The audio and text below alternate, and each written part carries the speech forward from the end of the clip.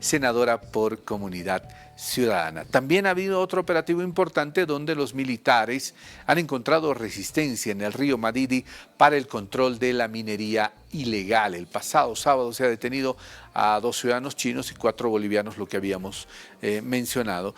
Creo que es interesante, alentadoras, creo yo, Cecilia, estas noticias que nos alegran, valga la redundancia, a quienes hace mucho tiempo estamos pidiendo que las cooperativas mineras que están contaminando, que están trabajando de forma ilegal, puedan ser cerradas, intervenidas. ¿Cómo estás, Cecilia? Buenos días. A ver, queremos conocer tu parecer sobre este tema. Muy buenos días, Irgen. Muchísimas gracias nuevamente por la oportunidad de hablar de estas cosas con el país y una vez más quiero relevar el rol de RTP, particularmente en este tema de la vida. Finalmente ustedes le llaman la comunidad de la vida y así es. Una de cal y una de arena.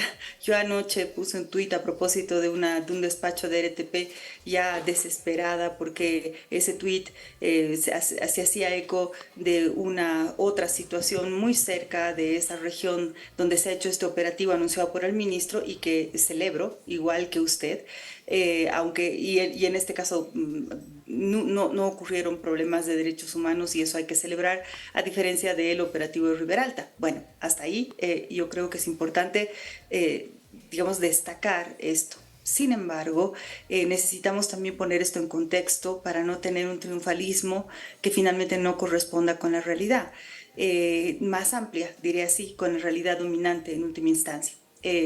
Con solucionar el problema realmente más allá de los pequeños y por el momento puntuales e insuficientes operativos. Ya he dicho que no se va a solucionar el problema de la minería descontrolada, que es legal y es ilegal. La legal es todavía peor porque no tiene papeles, pero la legal tampoco lo está haciendo bien. No vamos a resolver ese problema de la minería descontrolada sí, digamos, con operativos, es decir, en el último eslabón de la cadena. Necesitamos resolver todo esto desde antes. Y quiero explicarle a la gente que puede estar diciendo, ay, claro, los opositores siempre criticando. Quisiera explicarle a la gente mi posición para que entiendan por qué me preocupa tanto que esto no se puede resolver, que esto no tenga, que no aceptemos la imagen de unos cuantos operativos como que está siendo resuelto el problema. Al Senado han llegado 23 contratos mineros enviados por el Ministerio de Minería.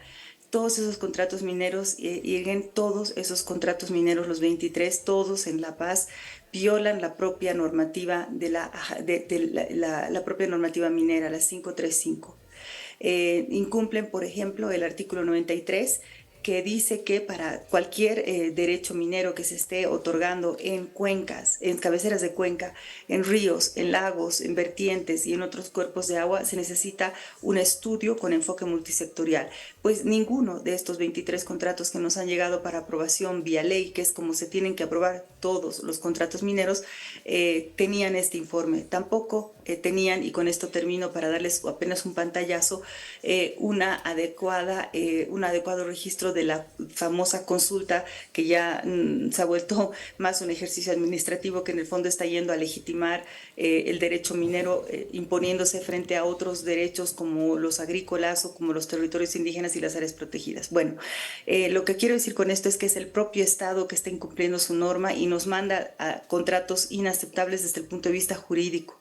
Ese es el nivel de horror que tenemos en este momento. Lo que quiero decir es que nos estamos teniendo que defender no solo de la ilegalidad, sino también del Estado que promueve activamente esa ilegalidad, mandando, insisto, a la Asamblea contratos que incumplen normas y, por otro lado, omitiendo casi por completo, salvo los operativos que estamos viendo, que ojalá se generalicen, pero salvo esos, lo que pasa es más bien una omisión completa, cuando no complicidad con la minería ilegal que está devastando particularmente el norte de La Paz, pero en última instancia toda la cuenca amazónica, habiendo devastado antes otras regiones. Entonces, mi evaluación es esa, Irgen, tenemos que colocar las cosas en su justo lugar y hay que exigirle mucho más al gobierno. El ministro de Gobierno no va a poder resolver todo lo que el Ministerio de Minería y el Ministerio de Medio Ambiente, que no hace prácticamente nada, y lo mismo que el CERNAP, salvo sus guardaparques y salvo algunas autoridades que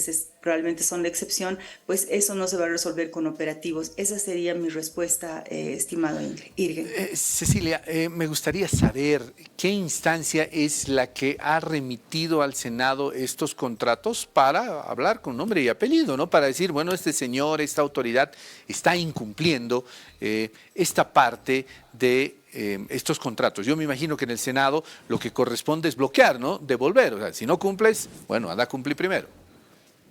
Correcto, comienzo por el final. Nosotros hemos rechazado, hemos emitido un informe de más de 40 páginas explicando por qué rechazamos esos contratos mineros que nos habían llegado aprobados desde diputados, donde solo fueron analizados por la Comisión de Economía Plural, mientras que en el Senado nosotros pedimos específicamente que pasen esos contratos también a la Comisión de Medio Ambiente y ahí se hizo un análisis adicional. La otra comisión que está encabezada por el senador Agpi también digamos, no, ellos no utilizaban el término rechazar, pero no los han devuelto los contratos a diputados, Cámara de Origen, por problemas más bien con plazos, problemas más bien administrativos. Eso quiero decirlo y quiero decirle que en la sesión en la que presentamos hace un par de semanas este informe y también la otra comisión presentó su informe, hubo dos de nuestros colegas que representan a la minería realmente amenazaron con que había que aprobar esos contratos, arreglarlos un poquito y aprobarlos porque si no iba a haber problemas. Bueno, a su pregunta, ¿quién manda estos contratos? El Ministerio de Minería, y debo recordarles que el ministro de Minería tiene problemas como autoridad. Para que veamos, digamos, en qué manos estamos, ¿no? Porque lamentablemente el ministro de Minería tiene un pliego, tiene un dictamen de la Contraloría por daño económico al Estado por $500,000 junto con otras personas cuando era presidente de la Comibol.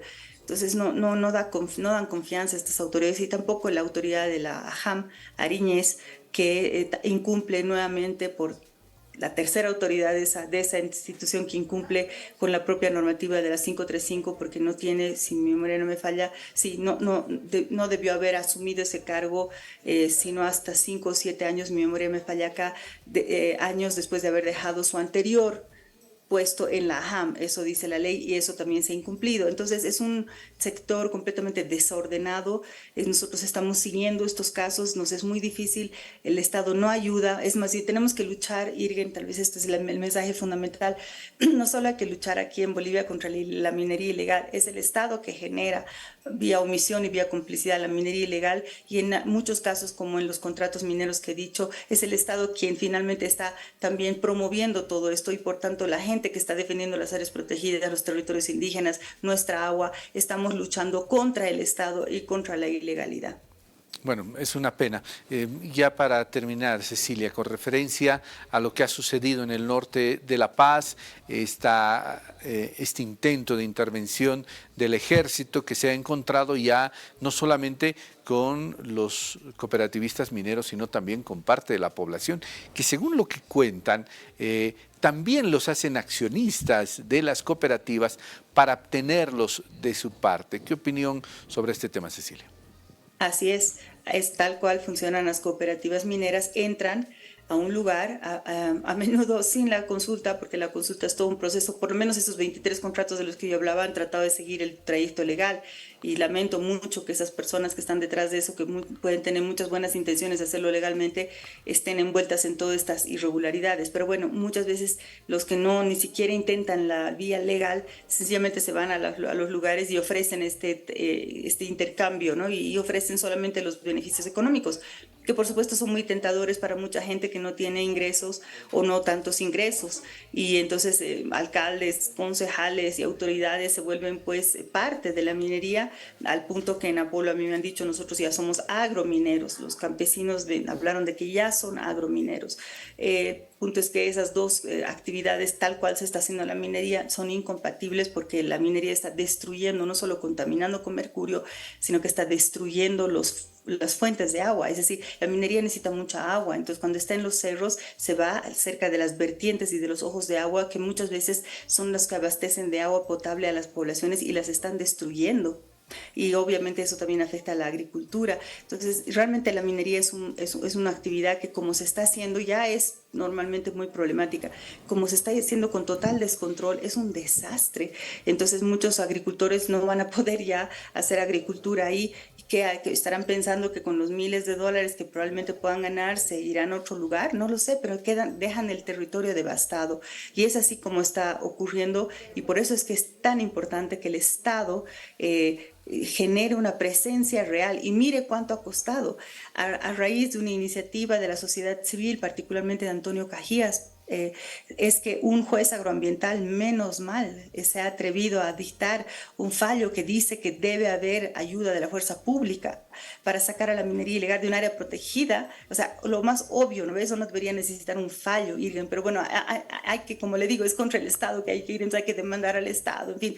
Y no lo hacen, meses que no lo hacen, y finalmente cuando ayer estaban ahí, negocian horas con la gente que impide que entre la policía con los guardaparques. He leído, sin embargo, que se ha acordado que va a haber un puesto militar en un lugar crítico que podría, ojalá, controlar el ingreso, por ejemplo, de maquinaria y de diésel, que son indispensables para la minería en el Parque Nacional Madidi. Y ojalá, Irgen, esa sí sea una medida, esa, por ejemplo, son las medidas serias más que los operativos, es, por ejemplo, cortar el abastecimiento de diésel, que además lo subvencionamos todos, a la minería en lugares críticos. Espero que esta vez funcione, pero como ve, es una lucha sin cuartel, digamos, permanente la que hay que dar, pidiéndole al Estado que cumpla con su deber. Eso es lo que me parece más indignante. Es deber del Estado, y con esto termino, hacerlo de oficio.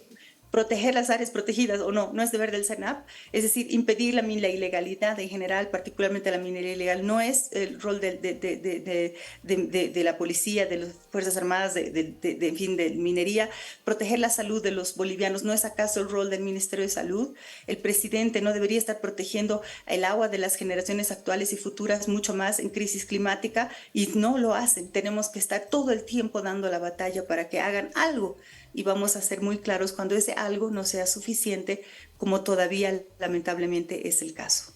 Cecilia, te agradezco mucho como siempre por haber conversado con nosotros. Muchísimas gracias. Bueno, ahí estaba Cecilia Requena, senadora de Comunidad Ciudadana, en este análisis de lo que ha significado este tema de la minería ilegal, las intervenciones que se han hecho. Bueno, seguramente durante esta semana vamos a seguir hablando de este tema. Seguimos con más información.